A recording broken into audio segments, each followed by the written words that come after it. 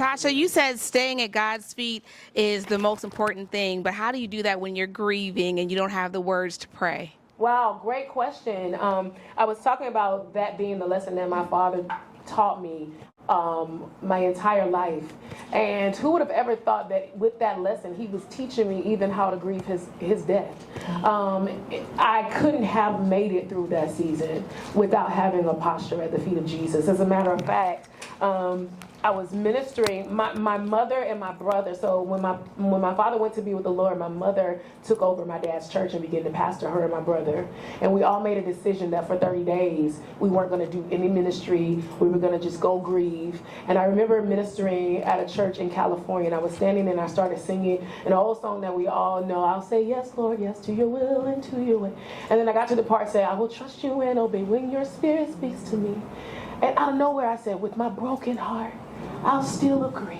And in that moment, the Lord spoke to me and said, y'all are going the wrong way. You need to run to my feet and not away from me. So I called my mom and my brother, and I said, the peace and the strength that we need can only be found at the feet of Jesus. So if you're grieving, the posture at the feet of Jesus has taken me through the loss of a baby. It's taken me through the loss of my father, many seasons of being brokenhearted. I couldn't have made it without that posture.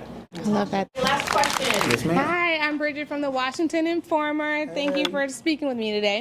I love your album, Heart of Mine. How do we bring more heart in this divided nation? Say it one more time. How do we bring more heart, more love into this divided nation? I think it has a lot to do with having a lot of compassion and understanding for your next person. It's hard to want to love people that you might not agree with or like, but that's our command. So I think that if we do better with just trying to see, you know what? I don't know what you're going through. I don't know what you're dealing with. I don't know why you think the way you think. But you know what? I got you. I love you anyway, and I support you wherever you are. That small thing would make a big change to me. You've walked through so much loss publicly. How has grief changed the way you hear God and the way you minister? If I could be honest with you, I've been saying for years, and they will probably, or at least this last season, that I feel like we're navigating between triumph and tragedy. And, I think that one thing for sure, you can't sing about a God that you don't trust and that you don't believe. And so what we've done in this season is really put our trust in Him. PJ Quartet. What's up, PJ? I know you. Listen, you have been setting trends, raising standards, and breaking down barriers. When you went #1 on the gospel charts, you said that you had to be a steward over your season. That was impactful to me. Can you define what that means? Yeah, I mean, when it meant for me and for us that when God starts to bless you, or when you feel like you're walking in a certain type of season, you got to be a good steward over that season. And I think the Bible says it clearly. He said, if you humble yourself, He said, I'll do the exalting. Now I'm paraphrasing, but that's the season that we're in. And we want to steward it well. Because seasons change. You got summer, you got spring, you got winter, you got fall. It's not always going to be like this. Next year, it might not be 5. It may be none. But if we steward this season well, He'll continue to bless us, whether you see it or not. You've been very open about your seasons where faith didn't necessarily make you feel easy, life feel easy. What did God teach you in the season that you thought it would break you? That I had pride, that I wanted to control the outcome of my life, because my upbringing made me very nervous.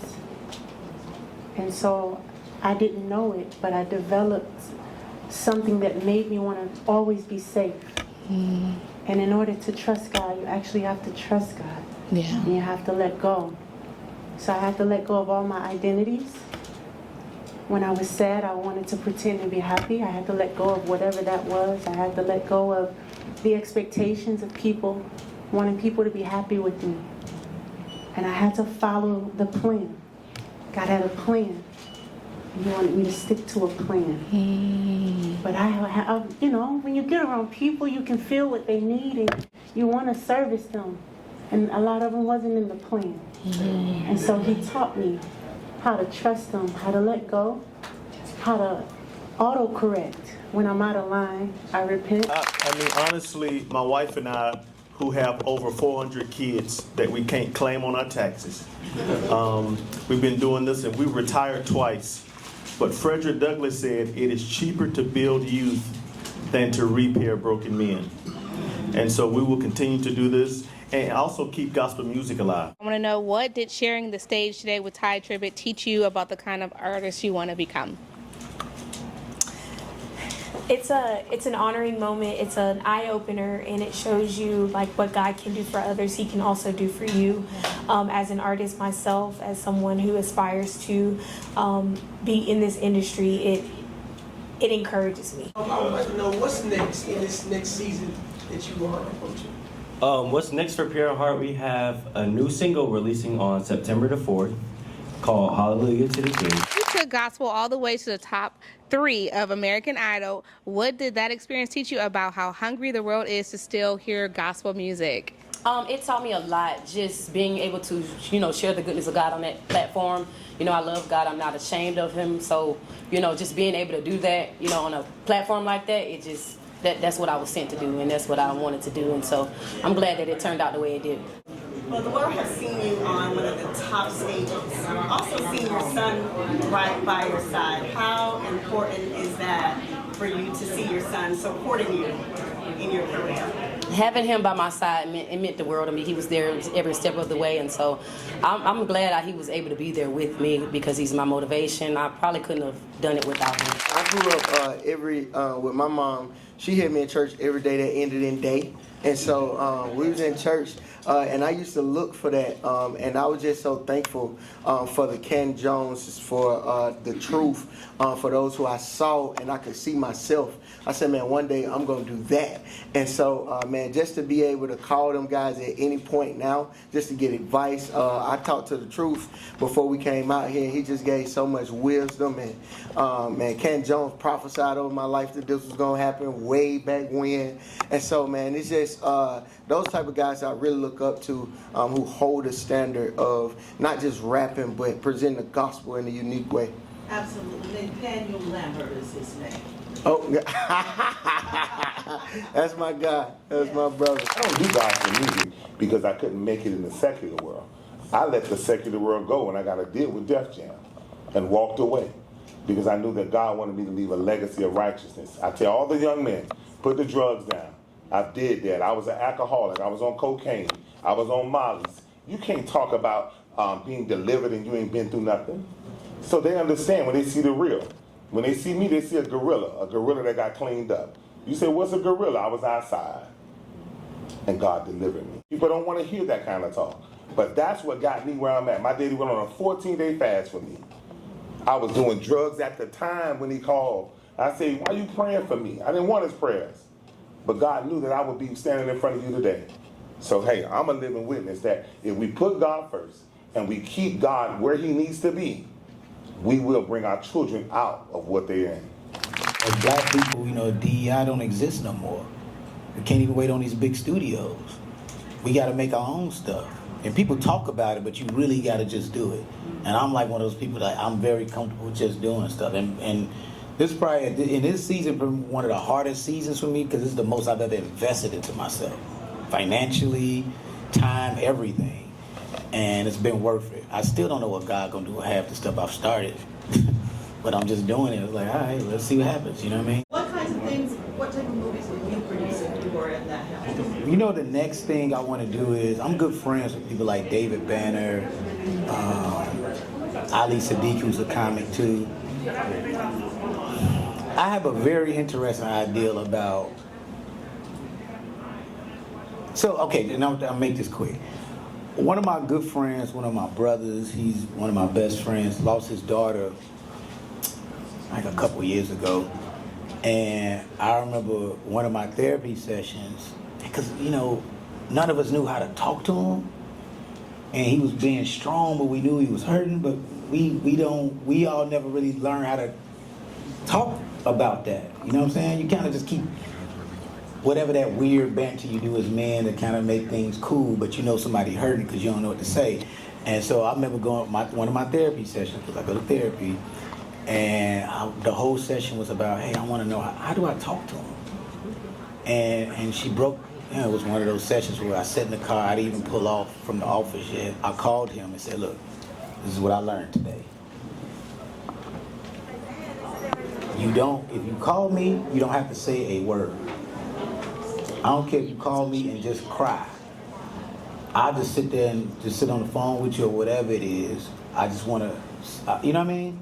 And I didn't realize by me even telling them that and opening the doors to that, it changed everything, how we all communicate. And so I want to create something where just it'd be nice to see, to create examples so other black men know how to communicate with each other emotionally. You know, we'll talk about sports and all this other stuff, but like, just for real, like, hey man, you don't have to be, you lost your kid. Why would we expect you to be strong about that? And, you know, why was it important for you to take your time to make part of your speech to where you call out, you know, gospel haters, if you will, or hating within the genre? Why was that important for you? Because I'm tired of that. It's crazy to me. Do you, like, look at the math of it? Ty Tribbett is literally one of the most brilliant musicians on the planet. Kirk is one of the greatest songwriters ever in history. People like Aaron Cole and Adia and Tim Rock and all these young people like killing the game. Me, Travis, Tasha, like talent for talent, pound for pound. Are we tripping? This is literally like we can do our bands, our musicians, our drummers, our keyboard players, our bass players, our background singers. There's people singing background on our stage right now that could out-sing every R&B and pop artist on the planet. That's true. Why are we so focused on what we don't have when we have an abundance of riches? That is ridiculous to me. Yes. And I'm tired of Threads looking like that. I'm tired of Instagram sounding like that. We're too good. I was just wondering if you could just weigh in on sort of a controversy about gospel music being dead. There was a controversial conversation from a producer who is not American born, and he was saying that gospel music is too depressing and kind of black folks have gotten past all of that. You know, Well, then tell me why Rod Wave is so popular. Tell me why there's so much other stuff that's actually depressing. If it's dead, it's because we're killing it. If it's dead, it's because our mouths are killing it. Our fingers are killing it. Because it's sexy now to talk about gospel music being dead. I think the only thing that's the problem with gospel is how alive the unnecessary criticism is. I think we are training ourselves to minimize the greatness and maximize the flaws. Simple as that. I have a question back here. Hi, I'm Bridget from the Washington Informer in D.C. After pouring into young people and directing choirs for more than 35 years, what does it mean to you to see the next generation still carrying gospel music forward? It means everything. I especially joined the Fort Valley State University Choir because I asked them about bringing me new material, you know, to keep me current and everything. Yeah. But they end up bringing me John P. Key and Kirk Franklin. But this lets me know that they have that preserved in their hearts and it's instilled in them. Mm-hmm. So while we can't do all of the new music, they respect the old music as well. Your son, you're part of the new generation. Tell me a little bit about what you're working on. I love working with AMG Kids. I also have some stuff I'm just working on privately. I also have a podcast with Justin Wilson II, who is not here right now. It's called The Boys Podcast. It will be out on YouTube and all podcast platforms. I have a new song with Q Parker from 112 coming out. So that's coming out very, very soon. Super excited about it. Shot the video in Atlanta. Amazing record. So I can't wait to put it out. Okay. Yeah. And where can people find whatever you're working on? You can find everything I'm working on Instagram, TikTok, Apple Music. Everything's under I Am Kyle Alexander. Perfect. Okay, we're gonna play 2 games. Okay. Okay, the first game, I'm gonna give you 3 words. You're gonna tell me the first gospel song that comes to mind, okay? First word, praise. Praise is what I do. Yes. Okay. Victory. Ty Tribbett, Victory. Ooh, Let's go. Okay. And because this year's Stellar Wars theme is home, if I say home, what song brings you back to home? Ooh. Brings me back to home. I honestly, Kirk Franklin Revolution brings me back home. And that's what I was listening to all yesterday. So yes. When I hear that, I'm like, oh. First word, love. Love, a word that comes and goes. Kirk Franklin. Kirk Franklin. Okay, miracle. Miracles, oh miracles. A million little miracles. Maverick City. Yes. Okay, and this was a little bit of a challenge. Because the theme this year is home, which song reminds you of home? Which gospel song reminds you of home? Home. Oh, I couldn't hear. It's okay. Well, when I think of home, I think of a place where there's love overflowing. Yes. That makes me think of home. It does. Come on. I'm home. Okay.